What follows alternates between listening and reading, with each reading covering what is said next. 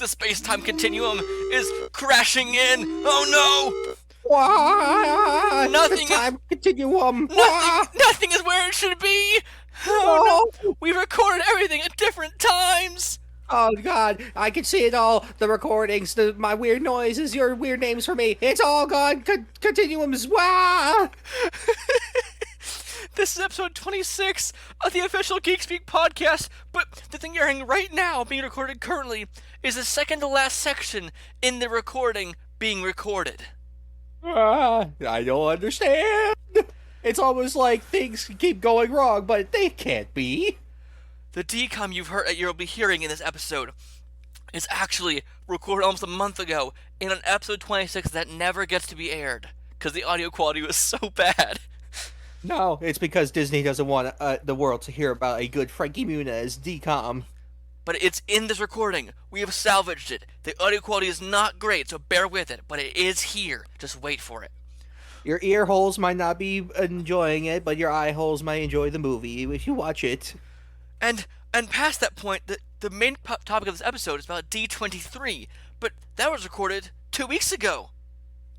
So the news we're recording today will be recorded and put down after the part we recorded later. It's all a jumble of time, man. Time is weird. It's misconstrued. Endgame made it very confusing. Back to the Future is a good movie. I don't understand what's happening anymore. So, if you're new to the podcast, I'm so sorry that was really confusing. But I think it's better to leave them with the confusion. Overall, this is a fun show. We try to have fun. We try to have fun here. So what we're recording right now today in this current sitting on the 26th of September is just news. About 3 weeks. 3 weeks of news? 2 weeks of news? Something like that. I don't know. Luckily, it's been slower than it could have been. I'm very glad. We're talking about only news from D23 onward. We recorded in episode 26 from our recording about Daredevil, Ben Affleck's Daredevil, until that recording. So that was about 2 weeks worth of news. And that's going to be lost in the ether forever. So we're picking up news-wise from D23 to now. Okay? Makes sense, everyone? Cool. Yes. It makes sense to Josh enough. Look, I'm just vibing. We talked about D23, which you'll be hearing in a second. But if you're new to the podcast, every episode we go through a different Disney Channel original movie, or DCOM for short, and we'll see how in a short period of time the biggest media company on Earth, Disney, caters towards solely children over a large sample size, and that part will be put right about here.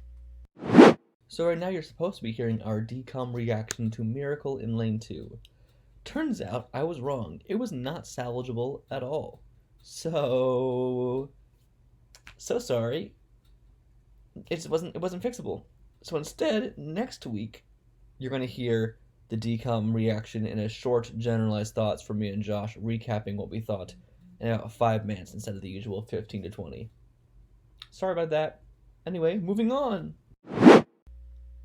What a bad audio quality that was, Josh. Man, my ear holes are they're bleeding right now. I can't handle it. Okay, really the issue with it was I had artificing on my audio section of it, and there's some hissing in there, and I'm sorry. You can skip past it. There are timestamps down below, as always. Whew. Now let's jump into that D23 section we talked about. So bear in mind, we're now in the future right now. So what you're going to hear is past us talking about it. Okay? And roll the clip. D23 is a big thing that happened. I think it's good to talk about because a lot did happen. And that'll be basically Disney's Comic-Con for itself. It's an investor day. All they're doing is really showcasing their products to new investors and letting them know, hey, shareholders, give us more money. That's all it really is. Yep. Look at our stock prices. They're going to go up. But yep, they do release some stuff. I wish they didn't show trailers there that were exclusive for like 200 people out of the millions that couldn't see them.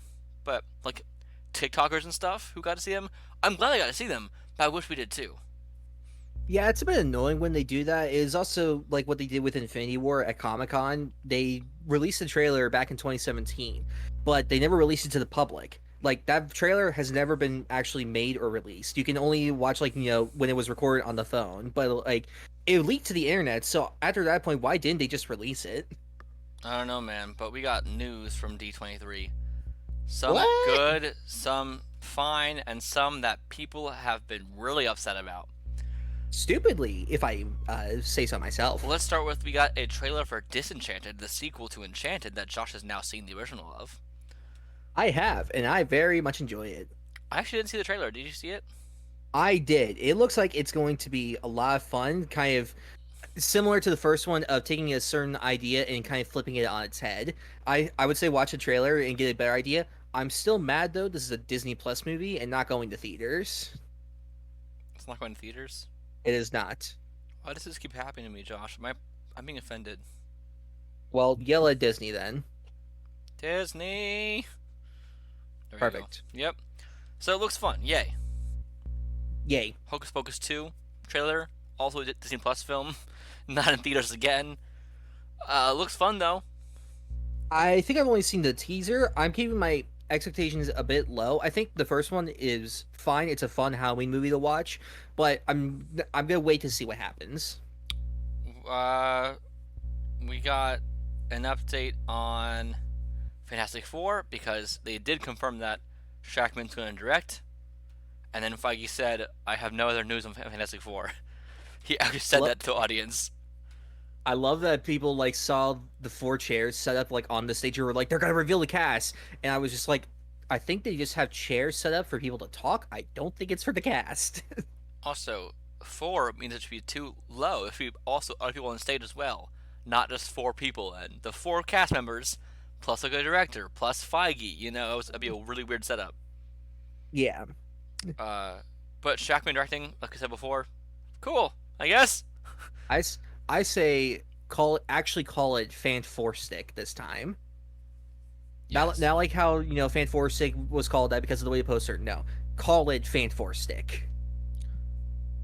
Why? Because why not? And the first teaser of the whole thing we got was, I was actually working this dropped, Halle Bailey. We got a teaser trailer for the new live action Little Mermaid Disney remake film. Not an adaptation of the original story, but remake of their previous film. And this time we have Halle Bailey, who I'm saying notably is a black woman because of that's what people are only talking about this trailer. The fact people are saying it's not scientifically accurate, motherfuckers. She is a mermaid. They do not exist. Stop talking about scientific accuracy. We know what you're trying to say, but you just won't actually say it. Also, facially, she looks more like Ariel does than like Lily James did to Cinderella from the cartoon. More like a lot of the Belle, Emma Watson looked nothing like the actual original Belle. She has these wide set eyes. She has the similar features on her face. It's just she's black and not white, and people are clinging to that so much. She looks like Ariel. Yes. If there's anything to complain about, it's the coloring of the film. It is so gray and dull and with no color or life to it.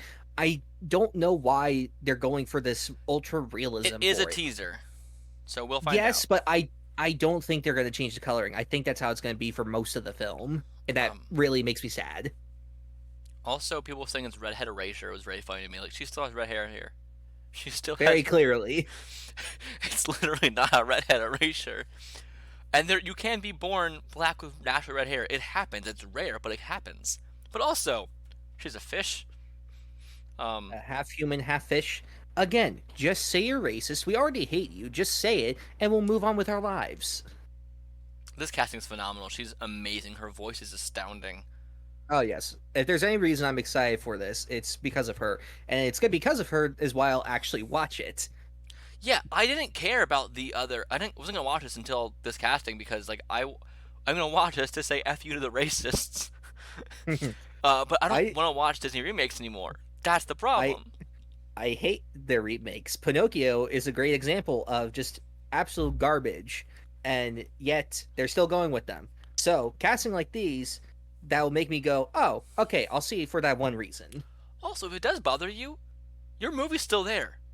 It's still on VHS, it's still on Disney Plus, it's still on Broadway, or it was. You can still see that version of Ariel in the parks at Disney World. You can still see your white version of Ariel everywhere else besides here. No one's forcing you to watch this movie. I think what's really funny is the people that are really complaining about it. Like from the videos and posts I've seen, I'm like, I highly doubt you have ever actually watched the original movie. So I don't think that you're actually mad about it being The Little Mermaid. Or if you have, you haven't thought about the Little Mermaid in years. If you really care, go watch it again. Like, it's crazy to me how much people are clinging to this when this phenomenal actress is doing a great job. I've never even seen the full original Little Mermaid version, and like this looks I've fun. seen no version. I've seen most. No, I've seen I think every scene of the original one out of order. So like I can sing every song alongside it. I have seen most of the scenes, but I've never sat down and actually watched the movie. I've just existed for 22 years, and therefore I know everything that happens in it. Same. And I've seen it on stage before, like out of middle school, and I know what happens. Also, if you want to get really like deep into it, the original story, she isn't even named Ariel. She doesn't have a name in the very original story.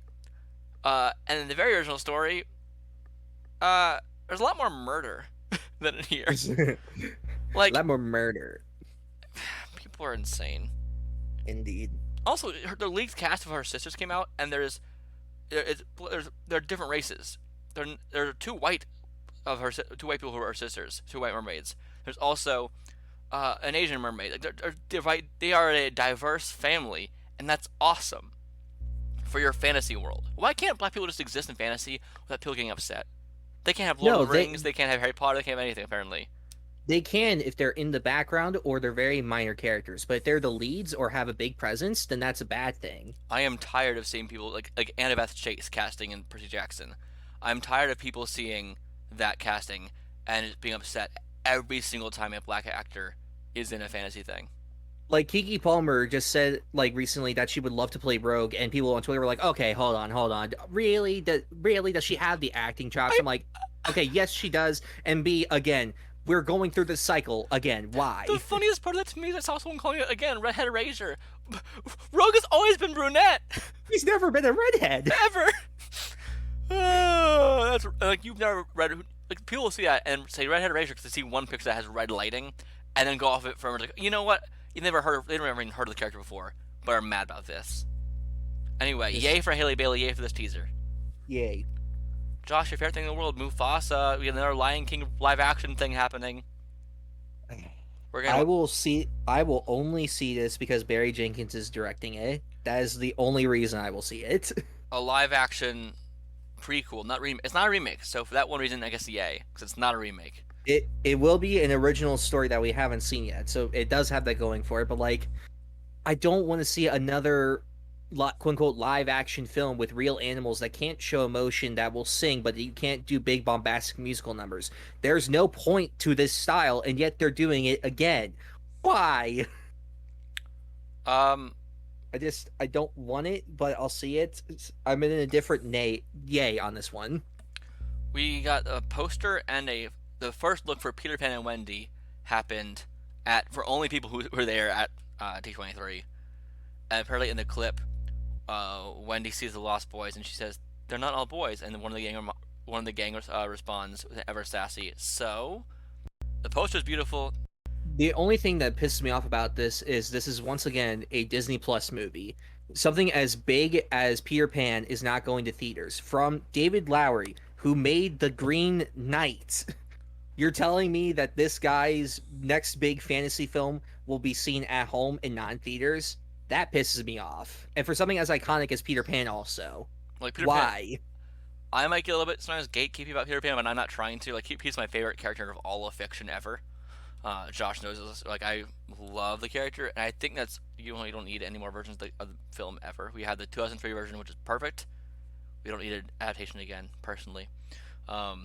And the movie Hook is a different retelling that's also really fun. Not retelling. Hook is a phenomenal film with Robin Williams and Dustin Hoffman, where he plays an adult Peter Pan. Really fun. If you want to see a darker, twisted version of Peter Pan, you can watch the show Once Upon a Time for a weird, twisted Peter Pan.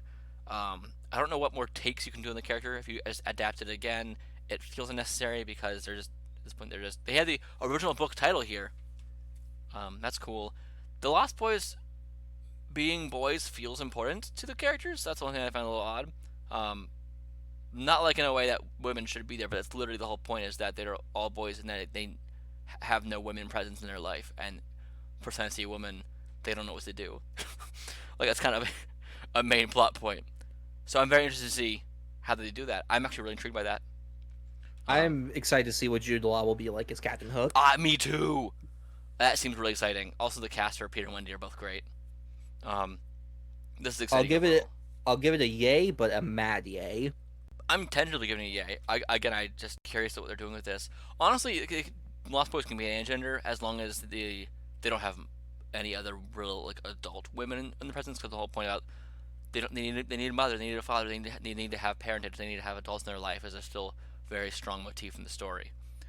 And anyone can be lost. The only adult figure in their lives are trying to murder them. So there you go. Yeah. From the minds that brought you Coco, Disney and Pixar are delivering Elio as an 11-year-old boy who is warped across the galaxy accidentally and is soon seen as the ambassador for planet Earth, which he obviously is not.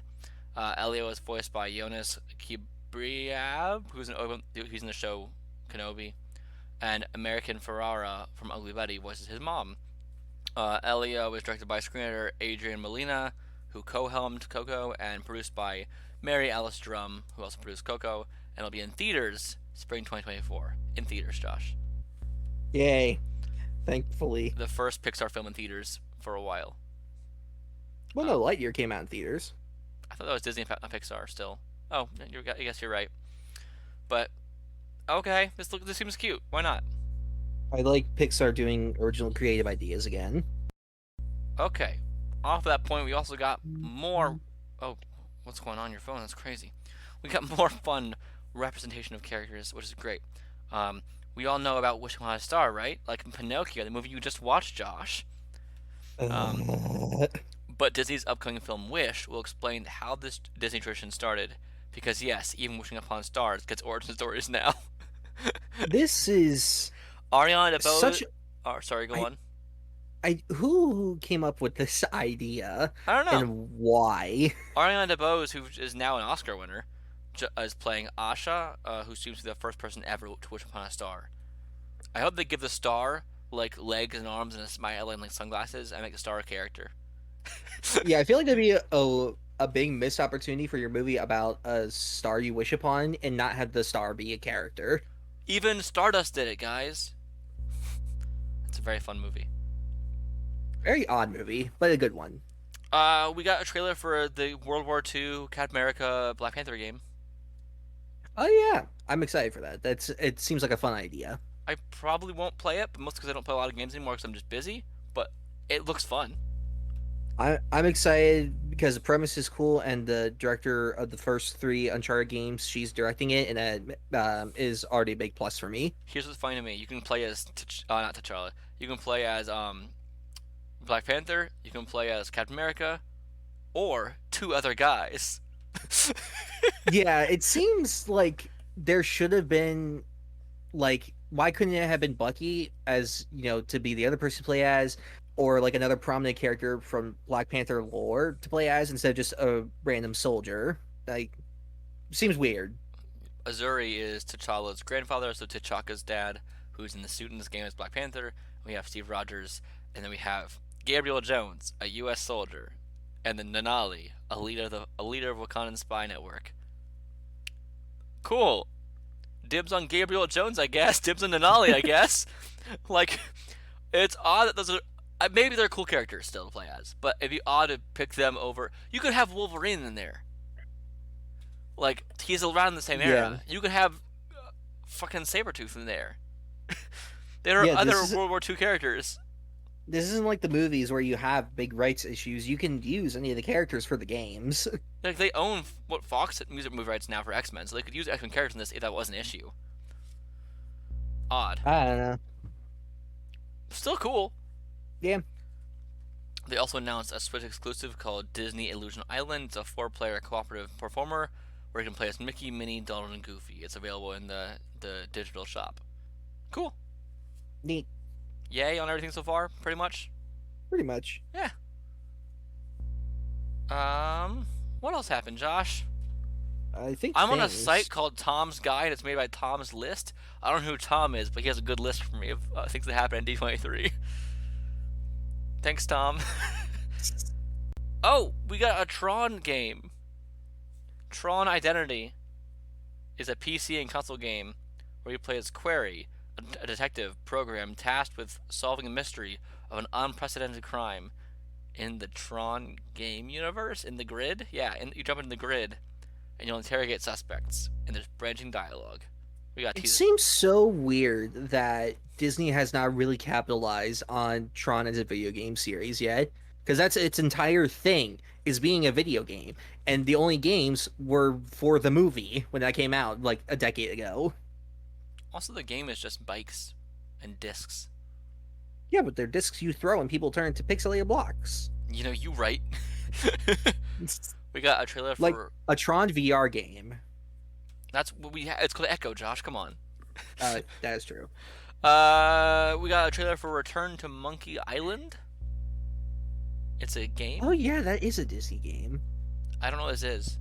It's a point and click choose your own adventure kind of game. It was big on PC back in the 90s, and it's had multiple versions. I think this is a remake of one of them. I haven't played the series, but I've heard good things about it. Nice. We got a few other small things like that. We got apparently the Ant-Man and the Wasp Quantumania trailer dropped while they were there to only the guy in the audience that was there, which is frustrating. And supposedly Kang's suit is incredible. Thanks, Soups. Can I see it?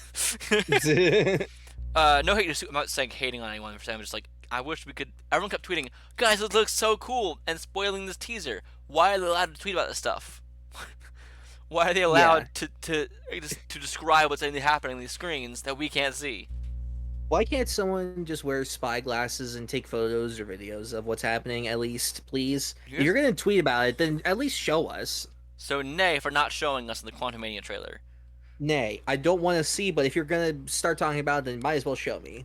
Loki Season 2 was announced again, but we also got a new cast announcement with Kei Kwan, who you know from The Goonies, from Indiana Jones 2, from Everything Ever All at Once. He is joining as a member of the TVA.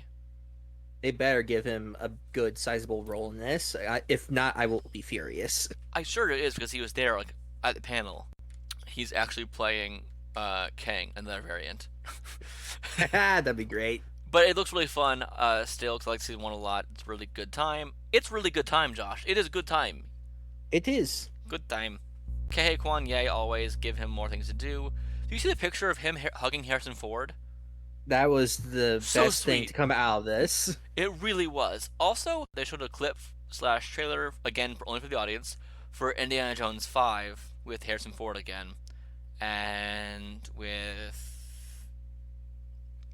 Who else is that person? Who was he with? Phoebe Bridgers. Thank you.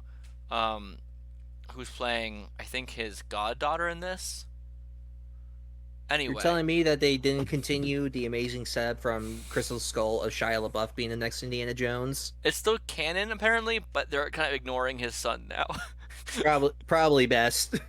Probably a good thing to do right now. Yeah, but I've never seen Harrison Ford this excited and choked up and emotional ever.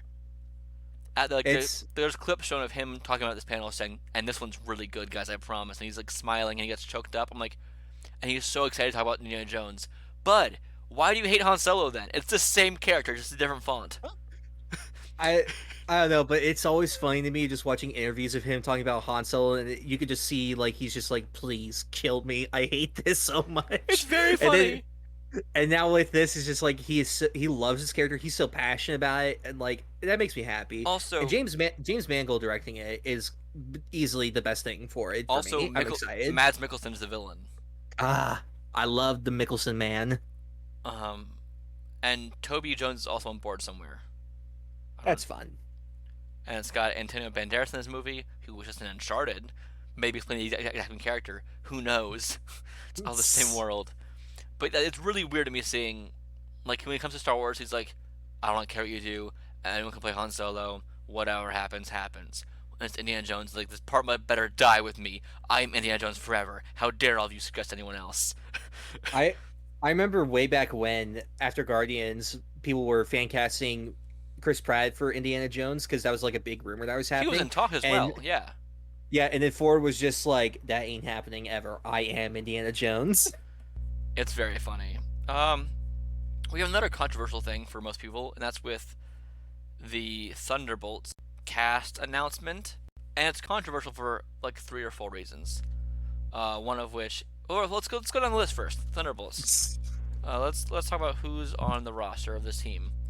It's a Marvel movie, by the way. If you do not know, it's in the MCU. Julia Louis-Dreyfus coming back as the Contessa Valentina. We have Ghost from Ant-Man and the Wasp. Then we have Red Guardian. David Harbour returns alongside Florence Pugh returning back as Yelena Belova. And we got Bucky as Winter Soldier back again. The U.S. Agent's back, and Taskmaster is back. It is a very white team. It's people have pointed out it's 4 women and 3 men, and that's like cool. We have more women now. I love that. People got mad about that, of course.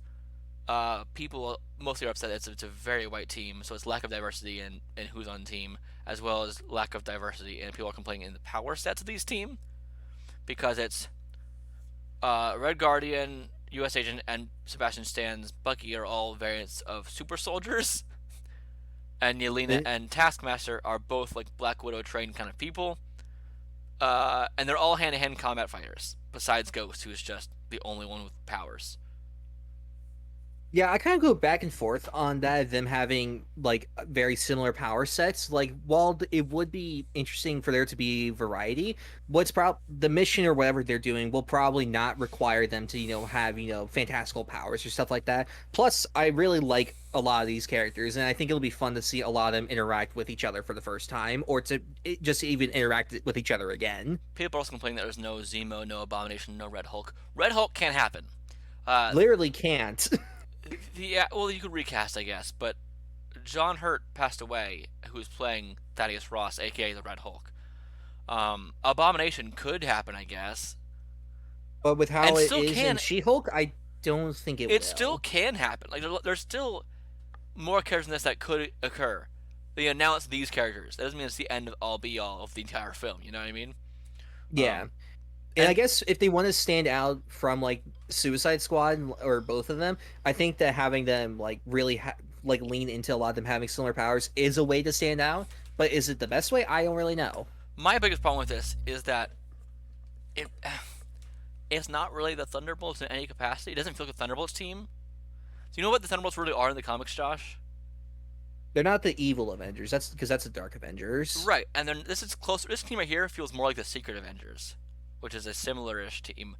The Secret Avengers happen when the Avengers aren't really or are really kind of away in disarray, and we have a new team come in kind of just to help pick up pieces. But also when the Avengers are also gone, there's a team assembled by Baron Zemo, and that's called the Thunderbolts, who assembles a team of completely villains, who are disguising themselves as heroes and quote unquote doing good superheroing as a new team of superheroes, but really they're just doing a lot of evil.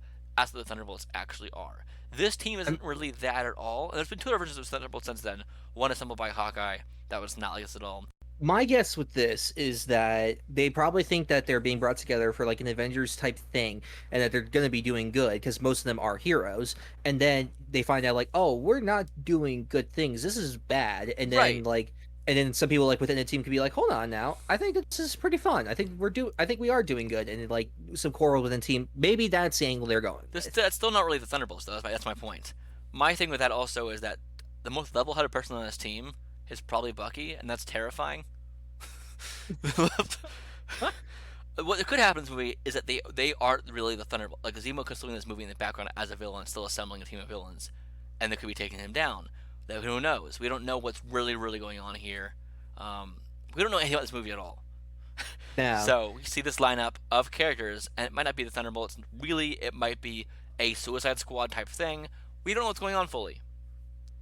But yay, because there's no Nazis on board quite yet. I've been upset about this for a while because they keep using Zemo because he's really just a Nazi. Also, odd because like Contessa is a member of Hydra in the comics. Similar thing there. All a little weird, but here we have really, like, Florence Pugh was brainwashed, never actually a villain. Sebastian Stan was brainwashed, never really a villain. U.S. Agent was just trying to do good in his eyes, like he was trying to do good. David Harbour was trying to do good. The only one who had literal free will and did bad stuff still was Ghost. So they're not really a team of villains at all. Yeah, it's a bit of a weird one, but I'm still excited. I'm excited right now. I'm just like, it's not. You could just call it a different name. You could just call it, if this was called the Secret Avengers, I'd have no qualms. You know what I mean? Mm-hmm. Anyway, cool. Yeah. Next up, we got, what else happened? We got a lot of Star Wars stuff. We got the Andor trailer. I've been hearing great things about it. I'm very excited for it now. Yes, I will say I saw a first look of this while watching Rogue One, and it was in the theaters again. It had one scene just out of context playing. It was very weird. And I told you this before. They had just in the scene there were chains dangling from in the room they were in, and they kept having the chains like in the wind sound effect in the background, like in the sound design. But none of the chains on screen ever moved, like even a centimeter. Like there was no wind clearly. So it was very odd. Like, this does not match what's happening on screen. Are you claiming there is chains in the background clinging? Every time we change angle, nothing's moving. So it's very weird. So there might be some weird sound design stuff from this show you might notice. But other than that, I rewatched Rogue One, like I said. Casting Andor is fantastic. I don't think he needs a whole show around him. But I'm really excited to see this still. I love Rogue One. I know you don't like it as much as I do now, probably. But I love Rogue One, seeing it again. Well, I'm going to be rewatching it before Andor comes out, so hopefully my opinion will change on it. Also, once She-Hulk is done, we'll be doing a catch-up on every episode since episode 2 to the end of the show. Because we didn't talk about episode 3 or 4 or now 5. Because we just didn't bring them up before. And we will when it's all done as a big finale wrap-up of, here's what we thought about all of She-Hulk. Because it feels weird doing it every single episode, like, here's what happened, kind of thing. Yeah. Why does this page keep resetting? Tom, fix your guide. We got the Willow poster and again teaser. No, just poster. Willow, based on the movie that happened in the 90s with Warwick Davis. I think it was the 80s, late 80s, early 90s, something like that. I don't know. Lucas produced it and Ron Howard directed it. Right, and I've still never seen it, so I should watch it. Yeah, I'll watch it before the show comes out. It looks good. I do love the announcement teaser that they did like a few years ago, and it was Warwick Davis going up to like the cast, like talking to them about it. It was, I can't remember the exact context, but it was really funny. Did you see the Mando season 3 trailer? I did. I'm very excited. I love me some Mando. We got the Werewolf by Night teaser, which is so fun. This looks like it's going to be an absolute delight, and I'm very excited. I hope that if this is successful, that they do more just random stuff like this, that doesn't necessarily have to tie into anything, but can be highly stylized and very different. We're getting Jack Russell, the werewolf. We're getting, which I love his name is Jack Russell, like the dog breed Jack Russell Terrier. So fun. We got the Man-Thing, which surprised me to see Man-Thing ever brought to screen. Ever. He's kind of like Swamp Thing, but a lot weirder. Man-Thing's really cool. We got a lot of cool characters in this. It seems like fun, horror. I'm fine with that. Campy. Yeah. Although it was apparently cut down by half of its runtime because while shooting it because the actor hated wearing the suit. Dang. So, but hey, at least there was an actual suit and it wasn't CG. It might be worse now because they cut out half of the film. It was an hour long. Now it's 30 minutes. We'll see. Hopefully. We got the Secret Invasion teaser with Nick Fury. That looks so fun and so great. I wish it was a movie. It should have been a movie. It really seems like it should be a movie, but I'll give them the benefit of the doubt. Like this is also, the story should not be one that you were able to miss. You know what I mean? Secret Invasion with the Skrulls feels like it should be a worldwide event and not a background thing that you can skip past, which most of the shows, a lot of people I know just don't watch the shows, genuinely. Well, from what we've seen, there is a very large presence of people watching it, like, on the internet. So there is a good amount of people watching this stuff. Armor Wars got re-announced because people forgot about it at Comic-Con because they didn't put in the slate. I don't know what It's happened funny to there. me. It's just like, we are still doing this. This is a thing. It's really funny to me because they never announced people that was this canceled because no one. They announced like 20 movies on their slate and they're like, Armor Wars isn't part of this now. But I think Feige is just getting like so overloaded that because it might not be like super important, and then people are just like, "Where is it?" He's just like, "Oh yeah, I forgot we're doing that." it's got a new logo, which I like. I like the new logo a lot, like the arc reactor and the O. That's cool. Yeah. They showed a panel for Echo, and what's really fun about that is after the panel, because D'Onofrio was on stage as Kingpin, he stayed on stage afterward and said, talked to Feige and said, "What about my show?" And he was on my show, referring to Daredevil Born Again show. And then Charlie Cox walked on stage to the microphone and said, "You mean my show?" And the whole audience cheered. Yeah. That's really That's fun. great. Yeah. And the best part of that about that to me is they showed the logo. It's a new logo. It's got the double D. I've been waiting. I've complained this to you many times. The suit's great. Give him the double D on his chest. I will not wait until he has two Ds. Do not clip that out of context, please. I pray that Foggy and Karen they keep the same cast and that they come back. Looks like they're going to. They both. Karen Page, actress, has teased that on Twitter numerous times. Oh, thank God. Spoilers for Hawkeye, so you can skip past the timestamps down below. But he got shot in the face, and we thought he was dead. No, we didn't think he was dead. After he took a car and arrow to the chest, he was fine. So he clearly did not kill him, and fireworks to the chest. The gun, now he just has an eye patch, which I think is really funny. Which is just like how it is in the comic as well. It's a very iconic cover of Echo shooting him in the face, and then he gets back up afterwards next issue with an eye patch. Same thing happens here.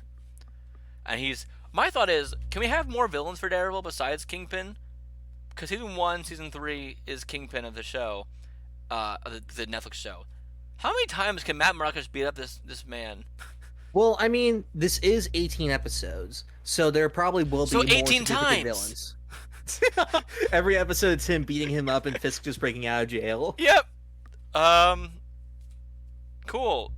D23 audiences got to see a clip of Charlie Cox's appearance as Daredevil from She-Hulk. Again, we have not seen that clip fully. Actually, we did get shown. The teaser got shown of that. We got that second half of She-Hulk teaser shown to the audience.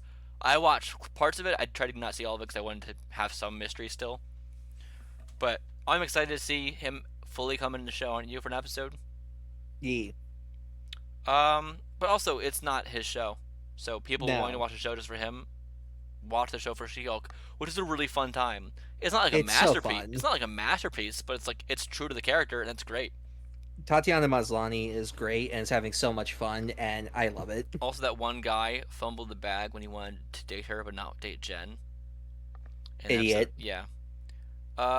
Tim Blake Nelson returns as the leader in the Captain America New World Order film. Guys, for all you saying things like, well, what happened to Mordo? Well, for everyone saying, well, what happened to this other character who was set up? Give it time. They'll return. They'll return. It could take a while, but it'll happen. It could take over a decade, but they'll come back. So the leader was shown getting his head all grown, big juices, at the end of Incredible Hulk. And now he's back. Cool. Neat. He's the villain. But it's really weird that a Hulk villain is the villain in the Sam Wilson Captain America film instead of, like, the Serpent Society or any Captain America villain. Look, I have no idea what this film is going to be like. All I know is that I'll be there day one. I'm not even going to get into the blatant anti-Semitism that's being thrown with this film's happening with the casting of Sabra. I'm not going to get into that today because I will rant too much. I don't want to do it. They should not have brought this one of the characters that they're bringing into this film. I will say that Sabra is a character who you should not have on screen. They should be in the past. Josh, are you aware of what's happening here? I'm aware, and hopefully Marvel is seeing people like saying, "Baby, don't do this, bad idea," and hopefully they change their mind. It's a messed up character.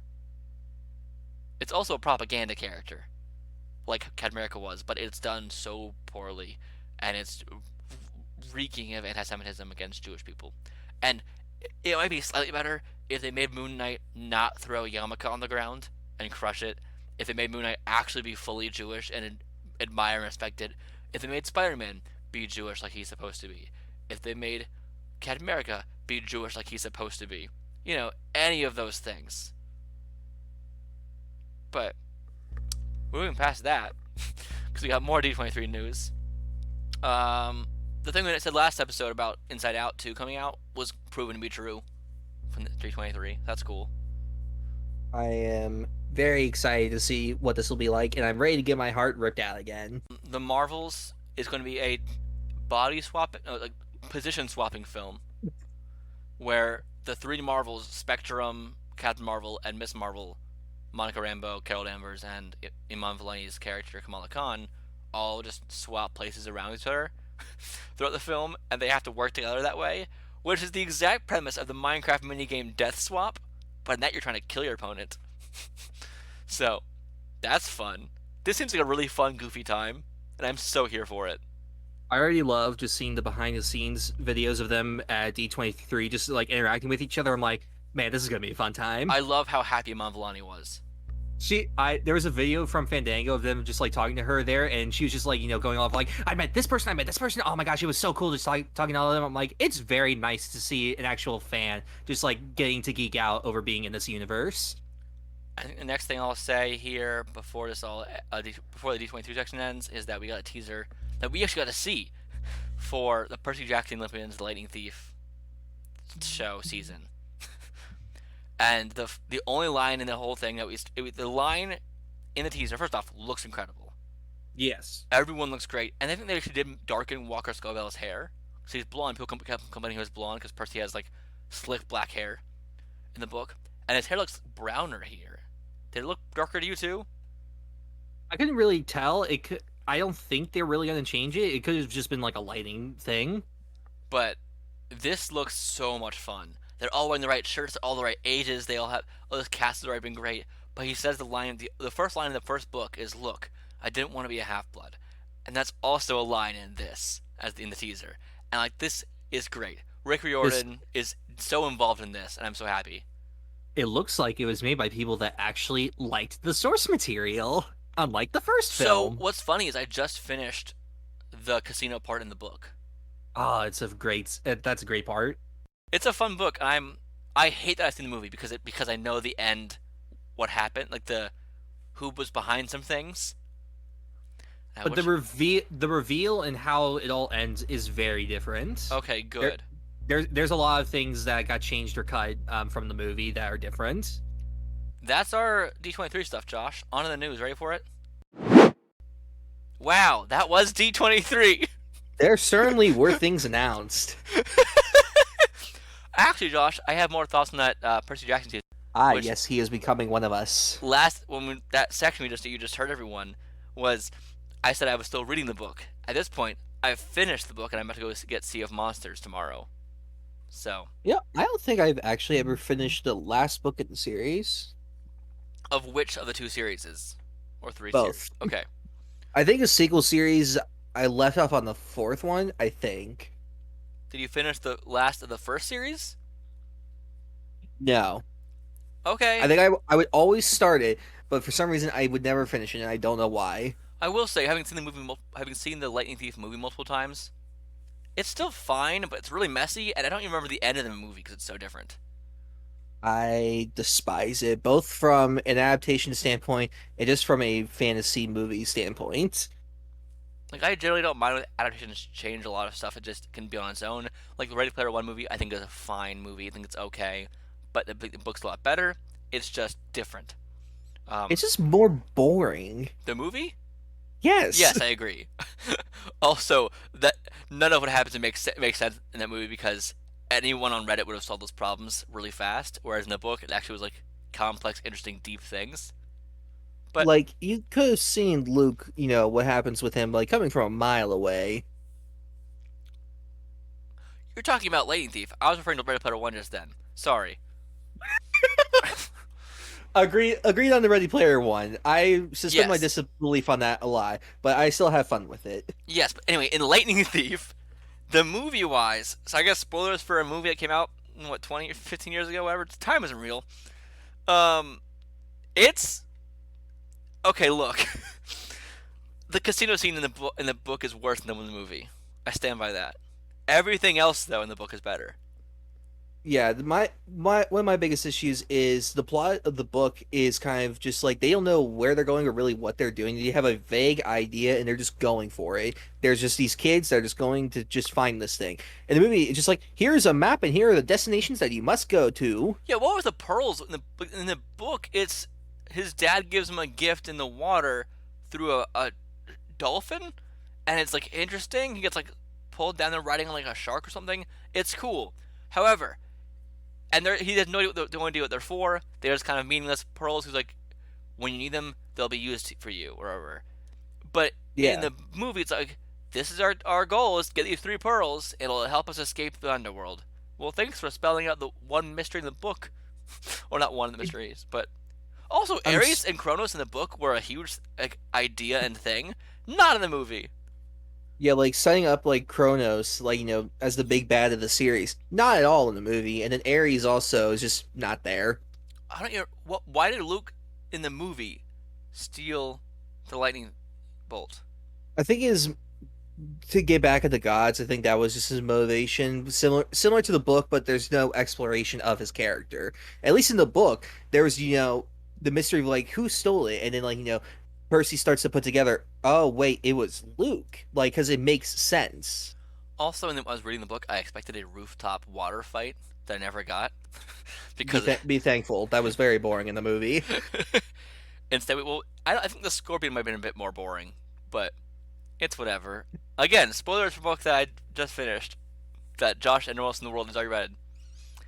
So, Josh, we have actual news though, a lot of it. We gotta get through it. So, you ready? Crazy. Sure. The Emmys happened. They did. People want things. Are you excited to talk about the Emmys? I've seen TV. Have you? Some. Ted Lasso won Outstanding Comedy Series, which I'm glad. It's a Very happy. great show. All nominees for that were Abbott Elementary, Barry, Curb Your Enthusiasm, Hacks, Only Murders in the Building, Ted Lasso, The Marvelous Mrs. Maisel, What We Do in the Shadows. I just realized I cannot do that for all these because that'd be insane. So, It's what I've been noticing more with like the Emmys compared to like the Oscars. The Emmys TV has gotten consistently better over the years, like the past 10 years or so.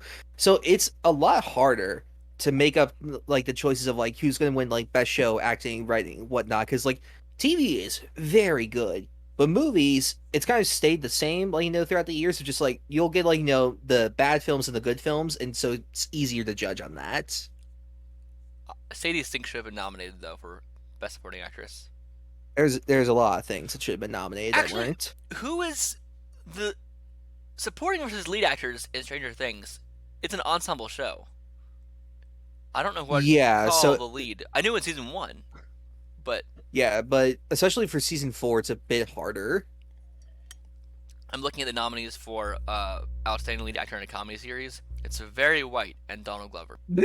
Like it's 1, 2, 3, 4, 5 white guys and Donald Glover, who's not a white guy, and it's just like I think we need to have also 2 of them are old white guys.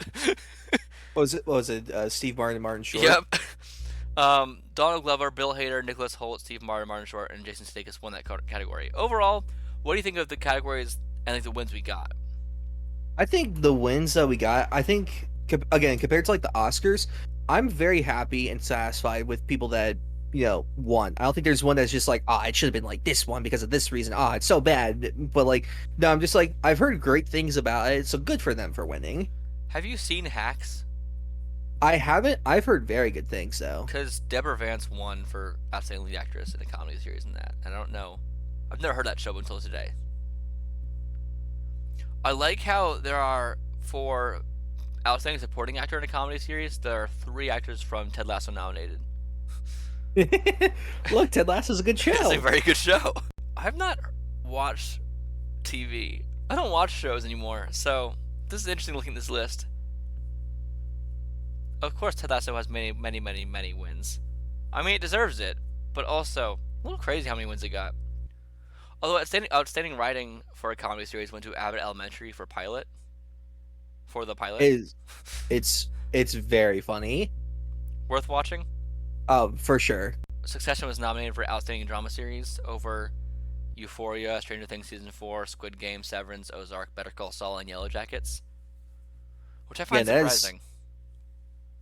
But like I've heard Succession season 3 is very good, and like from the shows, all those that I've seen, like it's a tough competition. My personal pick, just because I love it, Better and Call I Saul? haven't seen all of them. Yeah, that was, but they did say because like the Not second half. Euphoria, Josh? You love Euphoria Season 2. Look, I'm surprised I got nominated outside of Zendaya's nomination. People love that but- show still. Oh boy, but I think they said that because of like the last half of the final season of Better Call Saul, that last half can still be nominated in next year's Emmys. So there's still a chance for it to win. Stranger Things Season 4 does not deserve the nomination, I don't think, technically speaking. But like, it was really well technically. But I'm so hit or miss in that season as a whole, thinking about it more and more. I don't know. It was I fun. still love it. Yeah, it was fun. I think it's similar to the Oscars. It came close to like when the nominations were going, so it was fresh on their minds. Do you think Bob Odenkirk deserves his nomination for Better Call Saul? He should win. But he was very good. Everyone that was nominated, from what I've seen and from what I've heard, is very good. But it's just a kind of a personal bias, just because I've seen everything at Better Call Saul, and I'm like, it's been nominated for almost 50 Emmys and hasn't won a single one, which is insane to me. Are you surprised Zendaya won her Emmy? No, not at all. She's so talented. She deserves that win. I've not watched Succession, but I really, really need to. I think I'm gonna watch soon Succession and Severance. Christopher Walken is in Severance? John Turturro's in Severance? He is. I need to watch this show. But I think most of the first season is directed by Ben Stiller. Oh, that's fantastic. He's a great director. It's very good. Anyway, yeah, the Emmys happened overall, yay or nay, Josh? I give it yay. It's better than the Oscars. Yay! We have Titans news. 2 things of Titans news. God damn it. We got our first look at Lex Luthor, played by Titus Welliver in Titans Season 4, which also means we are getting Season 4. Oh, I know. I'm not happy about There's it. a picture of the actor playing Lex. He's got a beard. Lex has been bearded now in the past 2 live-action interpretations, with this and Supergirl and Lois. Not Supergirl and Lois. Oh, I remember this guy. I've seen him in things. Superman and Lois. My bad. Who is he? Titus Welliver? I'm looking him up. He has been in. He was in the Ben Affleck movies, The Town, Argo, and he was in the 4th Transformers. But he's done a lot of other stuff. I've seen him in nothing. That's fun. Wait, he's in Finding Dory? Is that true? Hold on. I hope so. He was in Agents of S.H.I.E.L.D. He was Felix Blake. I've watched 3 episodes of that show. I couldn't stand it. Uh-huh. Look, I'm sure... Okay, don't come after me, people. I'm sure it's great. I heard Season 2 on is better. But what a messy start to a show. It's just like artifacts and fossils and flying cars. That's the show. It's very villain of the week, thing of the week. And it wasn't my favorite thing of the week show at the time. I preferred Flash at the time, so I watched that instead. Whatever. We have more Titans news. Season 4 premieres in November. HBO Max.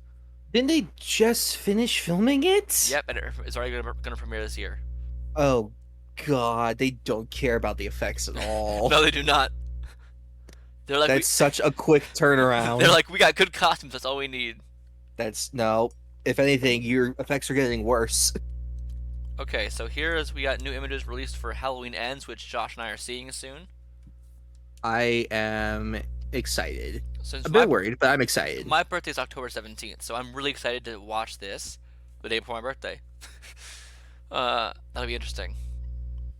I swear if it ends with Michael still being alive, but then it'll be like no more. I'm just like, no, it's called Ends. Let it end. He gives up. He stops. He becomes reformed.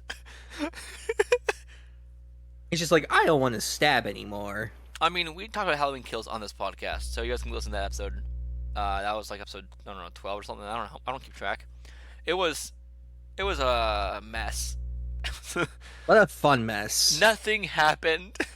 Remember though, evil dies tonight. I had a dream about Halloween Kills. Specifically about how nothing mattered. But why did the mom go in the house at the end? Because she had a feeling. How did he escape the police at the end? How did any of that... Remember, he is very sneaky and he can walk fast. He teleports. Exactly, we have established this. But images look fine. Yeah. Northman, Josh. That's a movie. We saw it. We did. It had screaming men in it. It and naked men. That too. Fighting on lava. Spoilers. It finally has become profitable thanks to VOD and home media markets because it was not profitable in theaters.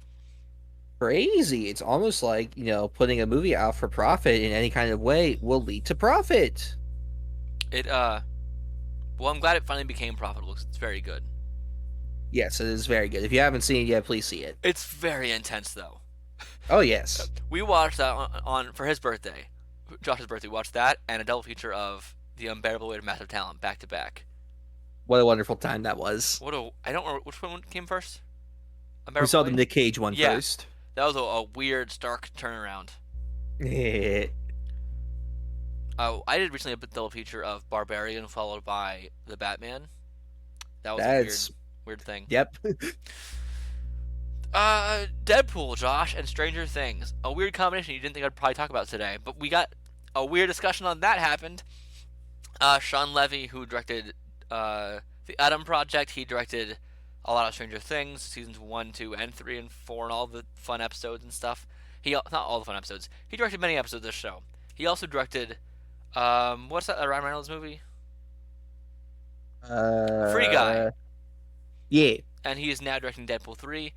And he was asked jokingly about a crossover about Stranger Things and Deadpool, which makes no sense. He says, funnily enough, Ryan Reynolds and I were trying to figure out how in the world we could do Deadpool Stranger Things crossover. We haven't cracked it yet, but it's on the table. And then he later apologized for the statement, saying, "Guys, I was just joking around."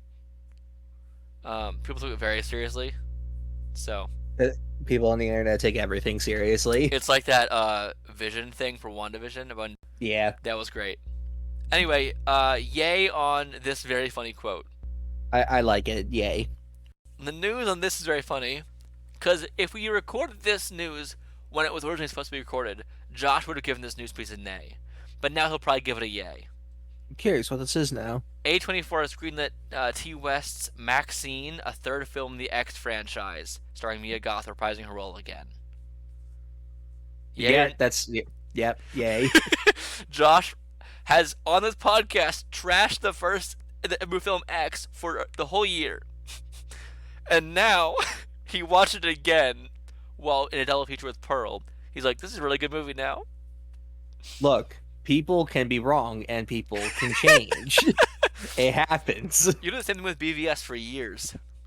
Again, that was a bit of a longer one, though. That's very funny. So, I haven't seen any of these films, but I'm giving this a yay because I think it's funny what happened with Josh. I give it a yay because I'm very curious. I loved your turnaround. That was like, wait, hold on. I told you beforehand when we saw X, I said you might like it now because you don't have expectations this time. And you said, nah, it won't change. Nah, nothing'll change. Then I watched him like, God damn it changed. Because when you go in a movie like X, the trailers made it. It presented you with some expectations for sure, even like subconsciously. Even things like this, you wanted more of a slasher kind of slasher film, which isn't really what you got, I'm sure. So there are things like that I'm sure did not pay off, and your brain actually wanted when you first experienced it, and then you saw it again without the expectations behind it. You probably just enjoyed it more that way. Probably. If you want to see my full thoughts on both X and Pearl, go to my YouTube channel and see my video on it. Yeah. It's funny, on my movie shelves, X is right next to X-Men. That's the same franchise. So, of course. That'd be interesting. It's right after New Mutants. So, Josh, Legend of Zelda, Tears of the Kingdom, launching May 12th, 2020. Nope. Legend of Zelda 2023. The level. Nope. Every time it just keeps getting worse. The Legend of Zelda, Tears of the Kingdom. I'm not correcting it at the time. Launches May 12th, 2023. These years are getting too confusing. We should just cut out all the years. No more time. I'm fine with that. I'm so excited for this. I've been waiting. I'm a huge Zelda fan. Josh knows I'm a huge Zelda fan. He's been playing Breath of the Wild for like 5 years or whatever now. I'm so pissed. I got a new Switch a couple months ago, and I thought that I would transfer my saves, and when I put in the SD card, it needed to format it. I didn't think anything of it, and when I started the game, my progress was gone. I was like, 3 years down the drain. Wonderful. But it will probably push you to actually play the game now. It's gonna be closer to when the next game comes out. I'll finally finish it. Now, this is a sequel in the way that hold on, my brain just stopped working. This is a sequel in the way that Majora's Mask is a sequel to Ocarina of Time. It's a loose kind of. It's just a next branch of the timeline kind of thing. It takes place directly afterward, pretty much, in that same art style. Whereas there's no real sequels in Zelda. I mean, they're all sequels. The timeline's interesting. I got Josh to understand it briefly. I think he forgot about it already.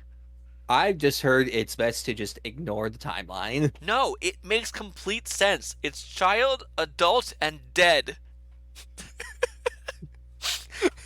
He's dead, but he's alive. No, it's the one where he loses to Ganon in Ocarina of Time. Ah, Josh. I prefer to think of it as the basketball timeline. That's a separate timeline. And that's from the Brian David Gilbert Unravel video, which is a great video you should all watch. But anyway, I love Breath of the Wild. I love Legend of Zelda. It's my favorite game series of all time. I'm super stoked for this. Also, the art's beautiful. This game looks gorgeous. I give ye. It looked pretty. You get to be in the sky this time, not just on the ground. Crazy. Goldeneye happened, Josh. Oh yeah, that was a movie. And a game. A popular one. So there's a N64 version and a Wii version, which are not the same game. Not like a remaster. It's like a complete redone version. Well, it's funny because there's the N64 and then the Wii one, and then they announced. they remastered. I think the Wii one for PS3 and Xbox 360, or maybe it was a completely new one. Again, I don't know. But now we're getting GoldenEye for the Switch online. Good, finally. Took them long enough. What a weird life for this movie to have. Yeah. GoldenEye on Wii is so much fun. I played it with you in our dorm on the Wii remotes. You're not used to it at all. It takes subtle movement, but it's really fun. It's better on a bigger TV for sure. We have Morbius news. Oh, Morbin. It was news at the time, and the time was 10 days ago, 12 days ago. Like I said, this news is from a long period of time now. At the time, Morbius was the second most popular film on Netflix US. I hate it. You don't like that, Josh? Not a fan. I give that a yeah. I think it's hilarious. I give it an A because that could incentivize Sony to make a sequel. They're not going to. They lost money on it twice. That is true, which makes it funny again. Never mind, I give it A. Also, unrelated to anything right now, the clickers in Last of Us look terrifying. I know! I'm excited. We have Joker news. Oh, the Jokey boy. Joker Folie Dieu. I'd say Joker the musical. Yes. Which, I don't know why they casted Goy as playing Harley Quinn again. Goy means non-Jew. And Harley Quinn is canonically Jewish in the comics and every version, and she's never had a Jewish actress play her in live action or pretty much any recent adaptation. Like, Kaylee Cuoco is not Jewish, neither is Margot Robbie, neither is Lady Gaga. I'm like, can we just cast? Because that's also an ethnic background, not just religion. Hollywood's interesting, man. Indeed. But they cast Jacob Laughlin in a key Arkham Asylum role. I'm guessing Jonathan Crane. That'd be interesting. That's what most people are speculating right now. And since it's also a musical, that seems fun. Why not? He'll play an inmate in the asylum who develops a relationship with Arthur Fleck. Wait, hold on. What kind of relationship are we talking here? Oh yeah, that dude's gonna be playing a bad guy for sure. He's an inmate for sure. Jacob Laughlin on IMDb, he was in Mud. He was in Maze Runner: The Scorched Trials as Eris. And the Death Row. Oh, he's in all of them as Eris, I guess. He was in Little Accidents. He was in The Sun. Maybe it's his Robin. Oh my god. Hold on. Oh my god. That would be hilarious. I don't have a response to this. I guess yay? Yeah. I'll give it a yay just because it's still a musical. Showtime news, Josh. It's Showtime. Crazy. Paramount is considering shutting down the Showtime streaming service and shift all of their content into Paramount Plus. Okay, are they talking about the actual service or the channel itself? That's a good The question. service makes sense in shutting that down. I don't know anyone that The uses Showtime it. The streaming channel service. doesn't make sense of shutting that down. The streaming service. Okay, that makes more sense. Okay. I don't use either. But for those of you who do, I'm so sorry. I think I have Showtime. Because I think it came with I had a bundle with Hulu. I think Showtime came with that. I'm pretty sure. It could be. Who knows? Anyway. In that case, if I do in case have it, then nay. Gotham Knights TV show news, Josh. Good. The CW's Gotham Knights Season 1 has begun filming. Which means that trailer was the pilot. Or they just filmed the trailer if they thought that'd be a cool trailer to have. Well, whoever thought that's a fucking idiot. I'm so confused by this show. Also, the Joker's daughter is working with other, heroes, and it's... What is happening? Why does the Joker have a daughter? What is this show? Again, I really don't think the CW reads the comics Also, in any kind of capacity at this point. This is not the Gotham Knights game, everyone. Different thing. I love that even the Gotham Knights game had to separate itself from the show. They're just like, we're not affiliated with this. Yay or nay on this news, Josh? I give it a hard nay, but also a hard yay because I want to see the train wreck that this is. I give it a nay because it's going to lead to more confusion. We have spooky news and it's almost Halloween, so that's fun. Ooh, spooky spook. Melissa Barrera, who was in the Scream 2022 film, talked about Scream 6 being set in New York City.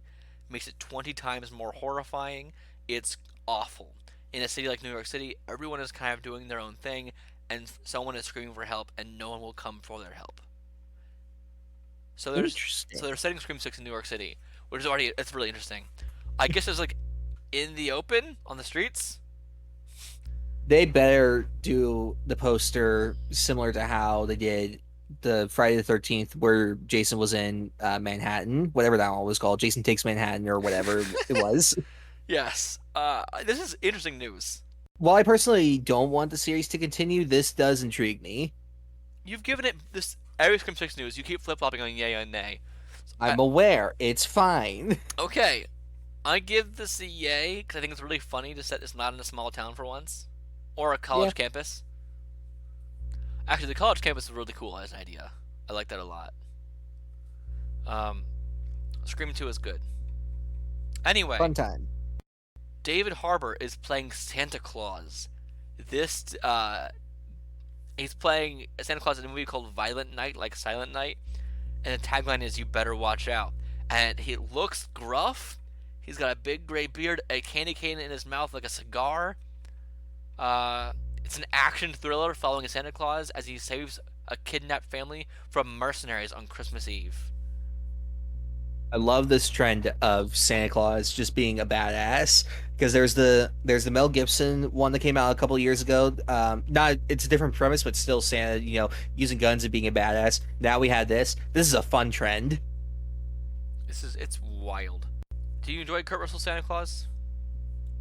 He's got a magnificent beard in that, so yes. I mean, it's not a real beard. It's fake. I don't care. It's beautiful. It is beautiful.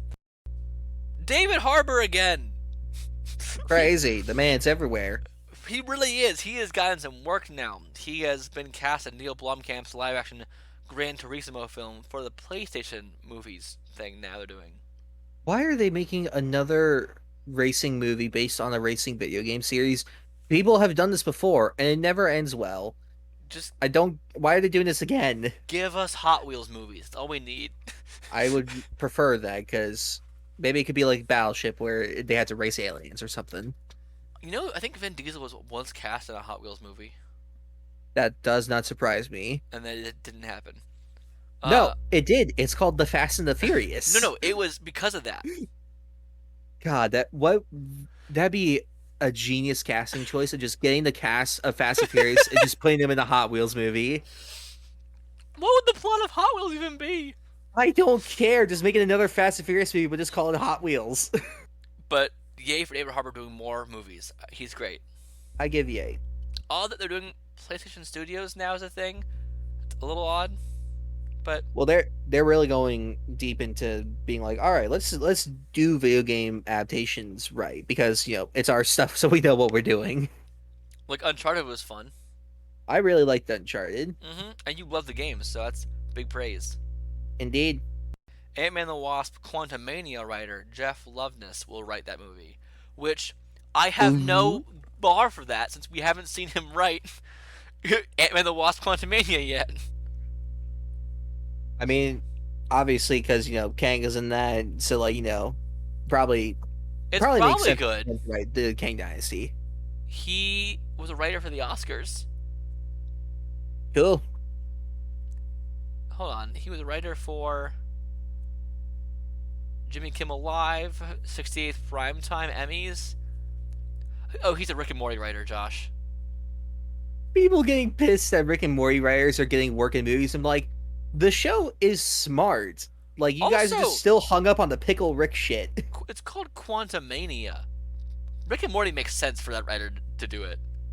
Like, there's a lot of really smart and funny sci-fi concepts in Rick and Morty. So, like, this makes sense. I don't get Marvel fans sometimes. Dan Harmon created a new, widely used story structure because of Rick and Morty called the story circle he used for every Exactly. episode. And it's something I And use also- now for all my films. And also, I don't think it's a stretch to say that Rick and Morty really brought multiverse, like the concept, into the public mainstream. I'll give this a yay then, just to piss off toxic fans. Same.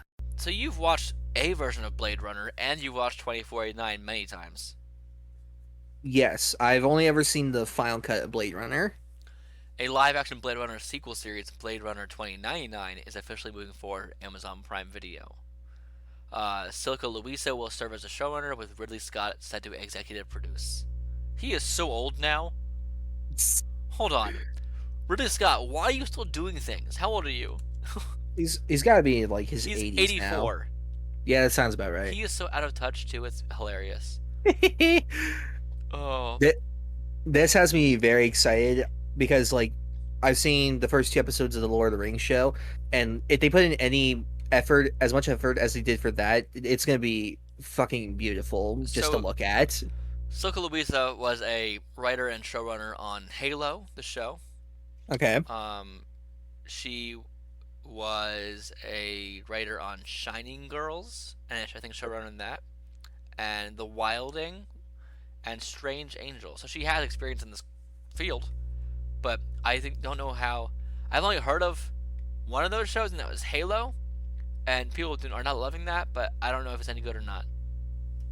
I'm actually not. Can't make judgments on it because I have not seen it yet. It looks cool. Anyway, I'm gonna give it a yay because more Blade Runner, please. should I watch any Blade Runner film, Josh? Yes, I've been saying this for so long. I know, it's hilarious watching you just get mad at me for it. They're so beautiful. Timothy Chalamet a while ago talked about his secret about what's your secret for success? He says no hard drugs and no superhero movies. And now apparently he heard that from Dicaprio, Oh, that's funny. which is funny because Dicaprio was agreed to play Spider-Man in the 90s. He was signed on for a Spider-Man film directed by James Cameron, which had a sex scene on the Brooklyn Bridge with MJ. Weird movie idea. It was about puberty, and it was a very weird premise. I think the funniest thing to me is not doing superhero movies, and almost everyone in the Dune cast has been in at least one superhero movie, sometimes more. And I think it's really funny that he's the only one just staying there, just I want to be part of the fun. And DiCaprio. Most superhero actors are winning Oscars and Emmys now. They still have fruitful careers outside of the movies. I don't know. The man finally won his Oscar. He doesn't care. That's hilarious. Disney has removed the release date for Patty Jenkins' Rogue Squadron from their calendar officially. I'm so curious what their goal with Star Wars is now, because they seem to be going more for shows, but they are still greenlighting movies. I don't know. It kind of sucks that in Hollywood often, if a woman makes one film that people don't love, then they become like kind of blacklisted. It's very fucking stupid. Yeah, like Wonder Woman, the first one, everyone loved it. Wonder Woman 84, mixed to bad reception. Okay, so she can try again, make another film, right? Nope, guess not. I can understand why they canceled the Star Wars movies from the Game of Thrones writers. That makes sense because Game of Thrones was the only good thing they had ever done until they messed it up. So giving them a whole trilogy and then seeing the messy final product, they're just like, you know what? Never mind. But like Patty Jenkins' career, like Wonder Woman 84 is the only thing that she's done that very mixed reception. It's like I don't fucking She know. directed an episode of Arrested Development. She directed 2 episodes of Entourage, a movie called Five. She directed 2 episodes of The Killing. She did a lot of TV stuff before Wonder Woman, and then she did that greatly. But how do you? I mean, So how do you live up to that again?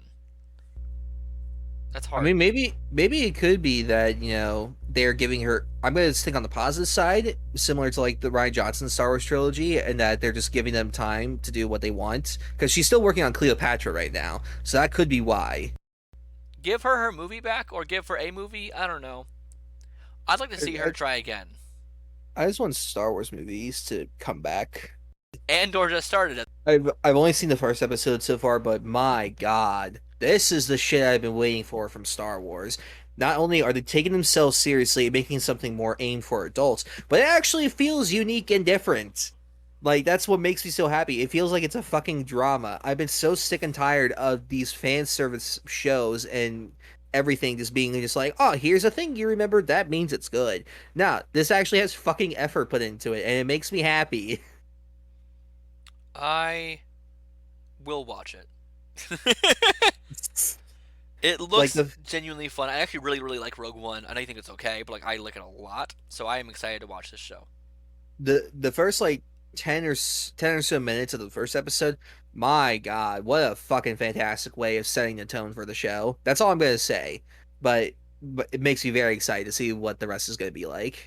Manny Jacinto has been cast in Star Wars The Acolyte. He joins Amandla Stenberg, Lee Jung-jae, and Jodie Turner-Smith. Cool. I like. That's a reporter from Deadline, and that excites me.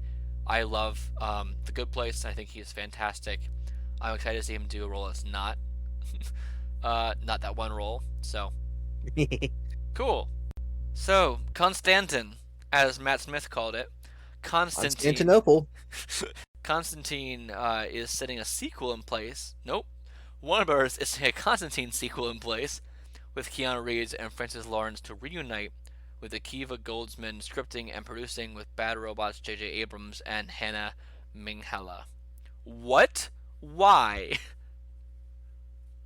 It has to be the craze of Keanu is my only guess. Although I'm not a fan of Akiva Goldsman coming back as writing because he's written some terrible things, but he has also written some good things. It's very weird. I'm fine with the director being back and Keanu starring, but like, I don't want this. Granted, I haven't seen the first, but I've not heard good things. Josh, I just told you there's a 10-year plan for DC. Then they throw this in the mix. Constantine is a DC property, and they should recast and make a new Constantine film with Justice League There was Dark. supposed to be a show, or it's still happening. I don't know. Again, this is what I'm talking about. John Constantine lives in a weird void, man. I don't mean it like in the comics, because that's also true. I mean in our reality. They keep canceling and creating projects with him all the time, and he often just pops into things, like, but with the same actor, like Matt something, and I don't know what's happening with this character in real life anymore. It's crazy. I'll say yay for Keanu, and yay for finally getting Abrams' DC-produced project after many years of, that was supposed to be happening. Nay, because this goes against the exact news I read right prior to it about DC's plan, because it seems really confusing. Look, it's a crashing ship that like you could see sinking, but you can't do anything to stop it. So you might as well enjoy it. Were you gonna say burning ship just then? Look, man, it's fine either way. Okay, they got the metaphor. I have more confusing news. Oh, great. Sony has set a Karate Kid movie for 2024 that is described as the return of the original Karate Kid franchise. That's what Cobra Kai is. And what frustrates me even more about this is the creators of the show are just like, we don't have anything to do with this. We're very confused, which means that this isn't a true continuation, but it also is. I don't get it. If it was a Cobra Kai movie set after the events of the fifth season, sure, why not? That seems fun, but apparently it's not, which makes me more confused. Also, alongside this, they shifted Sony also shifted release dates of Craven and Madam Web. I don't care enough to talk about Spunk this time. Oh, boo fucking who. Oh, speaking of weird, controversial things, Ezra Miller did more stuff. Yay, the Ezra news section is back, baby. Do you really care that much? No. Me either. Cool. Ezra's a cult leader now? Question mark. And their legal issues are pretty much solved at the same time because they have a lot of money, which is how rich people do things. And they apparently got really protective over their flash ring they're always wearing to an officer because they think it's very, very valuable to them. And don't touch that ring. People speculate it has cocaine. Oh my. They have gotten women to come and worship them as the second coming of Christ or something. I don't know what's happening. I don't know. It's just I don't seeing care. the news. I'm just like, you know what? This seems like the natural progression. we we went from Ezra just like breaking and entering to this. Sure, why not? Jeff Kaplan and Ian Springer will write Fantastic Four for the MCU from Deadline. They reported that. Jeff Kaplan wrote for Overwatch and for World of Warcraft. That's his only writing stuff. He's a game designer. Again, I like to give people the benefit of the doubt, and obviously, from the cinematic cutscenes and stuff I've seen from both of those games, they're well written and they're well produced. So I think that obviously, writing is just not picking a name out of a fishbowl or something like that and saying, all right, these people will write. There's a lot of factors that go into it, and a lot of pitches and a lot of other things that go into it. So clearly, these two pitched something to Marvel, and they're just like, okay, that sounds like it could be fun. That sounds like it could be interesting. Let's go with that one. Let's see what you guys got. His writing partner, Ian Springer's, one of his only writing credits is for Bert and Ernie's Guide to Friendship in 2013. Again, they must have had a really good pitch. So it makes me a little worried, honestly, but whatever. I understand giving the benefit of the doubt. I am giving that, but I'm still a little worried. So I'm leaning on the nay side today. I mean, to be fair, you look at a lot of other writers of the MCU, and especially recent ones, a lot of them have very little stuff as well, and yet a lot of stuff has been pretty good. So it's just I'm going for it. I'm down. Josh, Yes. we're getting a trailer for Mario Brothers, starring Chris Pratt as Mario and Seth Rogen as Donkey Kong, and Jack Black as Bowser, and Anya Taylor-Joy as Peach. It's a wild cast. It premieres at New York Comic Con October 6th. God, I'm so excited. Pratt better come on stage dressed in a Mario suit using his voice after the trailer premieres. You know what this means? No, they better all come out in costumes. Two GeekSpeak episodes from now, we'll be talking about this movie. God, I can't wait. So, I'm giving this a hard yay. This is so much fun. I don't care if it's good or bad. I'm so excited. I'm giving it a yay. And the last news piece is more about Black Adam and how confusing it is. Yay. Here you go, Josh. This is the rumor, according to Grace Randolph, which I don't always trust. Dwayne Johnson is supposedly pitching a Black Adam versus Justice League versus Suicide Squad movie. Maybe the appearances of Amanda Waller, Harcourt, Superman, etc. in Black Adam movie leading to this event. And then hold on, David S. Sandberg, who directed Shazam 1 and 2, replied to that tweet with a picture of Billy Batson consoling Shazam. And it's really funny. And then he responded to that again, saying, I have no idea if that's true or not, but it would be pretty funny if Black Adam fights every DC character except Shazam. Thank you, David Sandberg. We're on the same page. Oh, God. I very, very, very rarely trust any kind of rumor from Grace Randolph. If this is somehow true, this is asininely fucking stupid. I mean, she was right about most of the Snyder Cut stuff because she was talking to Snyder about a lot of stuff. But besides that, yeah, it's wild. I don't trust her a lot either. But she also just trying to give scoops, and if she found a scoop, she's gonna try and talk about it, saying it's a rumor.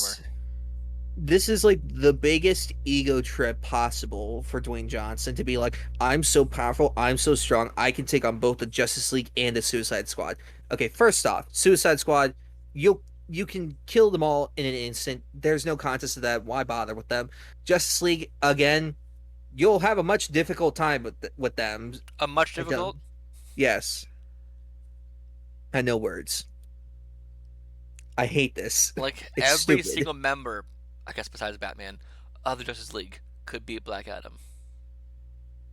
Like, the whole point of, making a Black Adam movie was to set him up for Shazam 3, for the two of them to fight each other. Because it would make sense. He should have been Shazam 1 as the main villain, that's it. And be done. Or even Shazam 2. I'm excited for Shazam 2, but like... But instead of The Rock, we have Helen Mirren. Also, Black Adam, again, isn't Egyptian. It doesn't have, again, no Widow's Peak, no weird ears. I am putting my foot down. Because he wouldn't look cool with them. Also, Don't you get it? The lack of cape also bothers me. Give him the cape. Well, he has the hood in some parts, but I guess that gets destroyed. I mean, he doesn't always need the cape, but I want it to match Shazam's cape. I want it. I'm not the more I hear of this movie, the more I'm like, I don't want it. Please stop. So, Josh? I don't know. How do you feel right now? I'm annoyed. How annoyed are you? I'm annoyed at Mr. The Rock Johnson. I don't know. That's all the news. Do we just end the podcast today? We've recorded for an hour now. And we already had the DCOM, and yeah, that's probably gonna be it then. Cool. Alright, that's our show today, y'all. We've had a weird time continuum thing happening. We talked about Ezra, as we always do. So, again, I apologize for the audio of the DCOM, and I know the D23 part. So this was the news from D23 until now. And I know the second this episode comes out, there'll be giant news bombs that come out that we're not talking about. So, as always, it always happens. Please email in the show at podgeekspeak@gmail.com or tweet at us with hashtag GeekSpeakPod, GeekSpeakPod. Josh, where can people find you online? You can find me online on YouTube at Josh Rudolph, Twitter at J_Rudy28, Instagram at J_Rudy16, and if I ever post TikTok again, Rudy_the Film Nerd. You can find me at That Nerd in Theater on Instagram and TikTok and Cash App. Yeah, you can find me also on Twitter at The Theater Nerd. And that's our show of the week. Please send in some fun memes. I just want memes at this point. Send us memes or funny moments from this podcast, because that way I want to make soon a compilation thing of all of our stupidity and funny moments and put that out there. I think that'd be really fun. And our next guest is That Nerdy Papa Bear on TikTok. He's a huge comic book fan. He has his own podcast now. He's really awesome. So stay tuned for that. Yeah? Yeah. Hey Josh, how you doing? I'm vibing. Alright, bye. Bye.